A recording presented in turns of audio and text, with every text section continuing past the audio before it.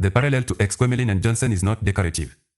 The pirate fast publishing model is structurally identical to what those writers were doing in the 17th and 18th centuries, producing primary source doctrine from within a forbidden intellectual territory, distributing it without institutional intermediary, and trusting that the ideas themselves are strong enough to find their readers without the imprimatur of the establishment. Part 2. Military, asymmetric warfare and the sovereign architecture. The military genius of the Golden Age pirate was not firepower. It was the inversion of the terms of engagement. The great imperial navies of Spain, England, and France relied on mass heavier ships, more cannon, larger crews. The pirates countered with speed, maneuverability, and psychological pressure. They used small canoes and shallow draft sloops to outrun frigates. They preferred the boarding action over the artillery duel because they wanted the cargo intact. They did not fight on the Empire's terms, they designed a different kind of fight that the Empire did not know how to counter until it was too late.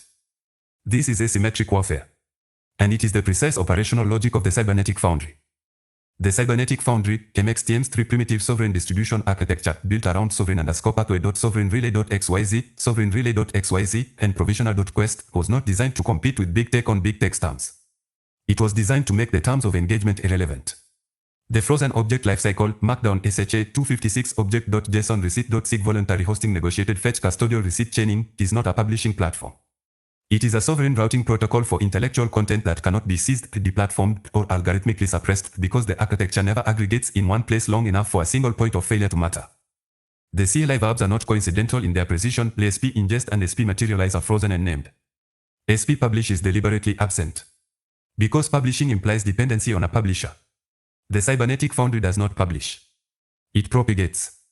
The distinction is the entire argument. A pirate sloop in 1710 did not need the British Navy's permission to move through the Caribbean. It needed speed, local knowledge, and the ability to vanish into shallow water where the frigates could not follow.